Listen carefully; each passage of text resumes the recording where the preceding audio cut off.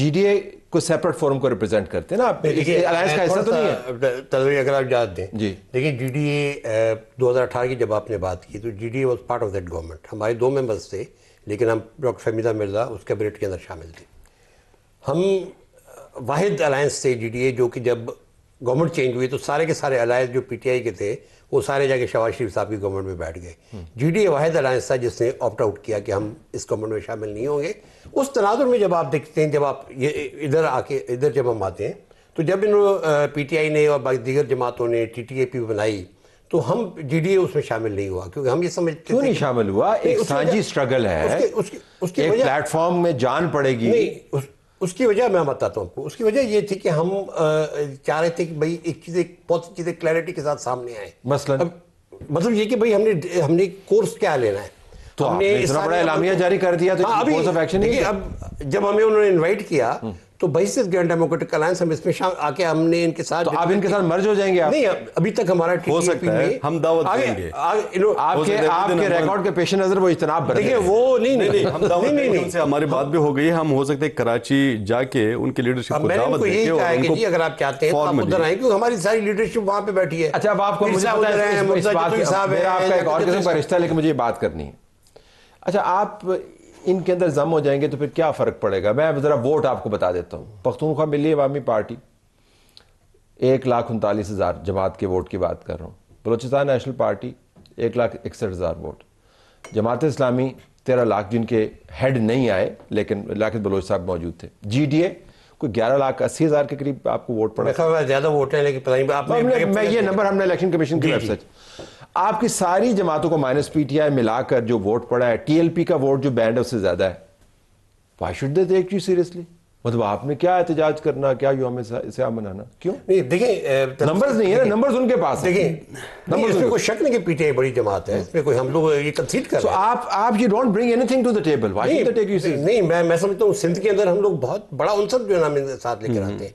जितने भी वहाँ पे ऑपोजिशन है वो तकरीबन अब इकट्ठी हो चुके हैं, मामला इससे भी आगे बढ़ गया है। जब से ये जो मामला सिंध की हुकूमत को टॉपल नहीं करना, आपने मरकज में आना है ना। देखिए अब इस जो सीट नंबर ऑफ सीट्स है उसमें ना जाए ना, तो भाई अब तो आपने पीटीआई की मेजोरिटी को ओवरटर्न करके आपने उसको अपने पीएमएलएन की माइनॉरिटी को टर्न करके आपने उनको मेजोरिटी पार्टी बना दिया है। सीटों पे न जाए जो सीटें, इनका फोकस है, इनका फोकस है पंजाब और मरकज। नहीं, आपका फोकस है सिंध, कहता हूँ आपका फोकस है सिंध। नहीं, मैं भी इनको ये कहता हूँ कि आपने अगर इस लड़ाई को जेन्युइनली आगे बढ़ाना है तो आपको पंजाब को मोबिलाइज करना होगा। ये तो जनाब आपके खिलाफ एक यू वरीड के महाज बन रहा है। तो साहब अब ये ऐसा डेजा वू महसूस होता है कि ये हम बातें पता नहीं कितनी दफा दोबारा से ये बातें कर चुके हैं।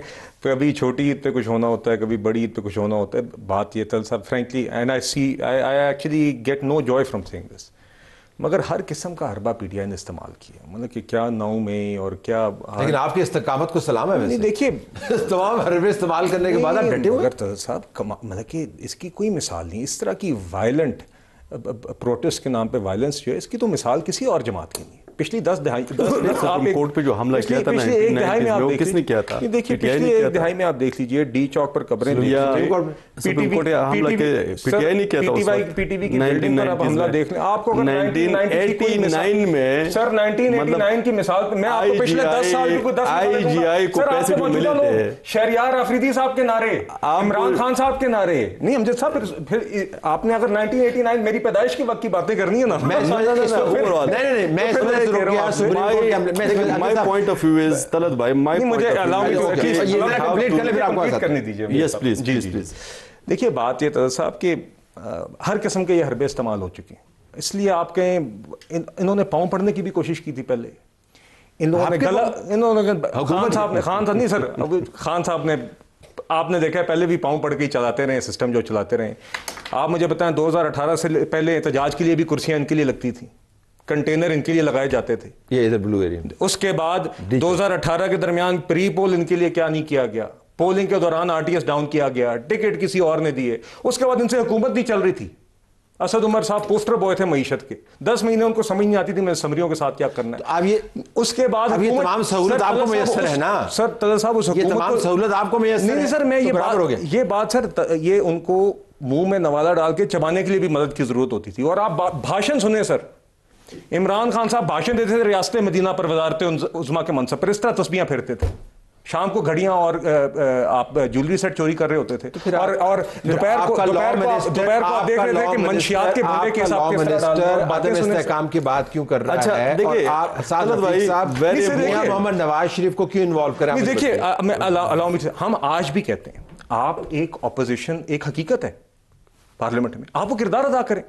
हम जब आपके साथ बैठते हैं, नहीं आप स्टैंडिंग कमेटीज में जब आपके साथ बैठते हैं या स्पीकर रियाज सादिक जब वो बातचीत शुरू करते हैं, आपने इससे उठ के बार बार जाते हैं। मैं अपने आर्गुमेंट को, अपने स्टेटमेंट को निगेट करके मैं बता रहा हूं, सिंध से लोग मौजूद हैं, खैबर पख्तूनख्वा से लोग मौजूद हैं, बलूचिस्तान से लोग मौजूद हैं, एजेके से लोग मौजूद हैं, जीबी से लोग मौजूद हैं, केपी से, पंजाब से, मरकज से, ये तमाम रंग मौजूद हैं। ये आपको कह रहे हैं कि निज़ाम ठीक नहीं चल रहा, तबाही की तरफ जा रहा है, तो इससे ज्यादा देखिए कौसे खजा वाली ऑपोजिशन का मिलेगी। नहीं तलत साहब देखिए बात ये है, हम फिर से कहते हैं, देखिए कौमी इश्यूज के ऊपर आपने बात की, मईशत के ऊपर अदम इस्तेहकाम कौमी इशू है ना जी। नहीं देखिए that is very important sir. देखिए फिर ऐसी बात है, अगर आपके पास कोई हमने तो आपसे कभी नहीं कहा कि आप मेज से उठ के जाएं, आप जाते हैं ना बार बार, मगर आप ये चाहते हैं सर, आप चाहते हैं, आपसे मुराद पीटीआई ये चाहती है कि बार बार ये भागे, बार बार इनको कोई पकड़ने जाए, आप गालियां भी निकालें, आप इंतशार भी करें, आप वायलेंस भी करें और लोग आपको। वेरी इंपॉर्टेंट बात यही है कि जिस तरह बिलाल भाई ने बात की कि हमसे हुकूमत नहीं चल रही थी, लेकिन उस वक्त हमारा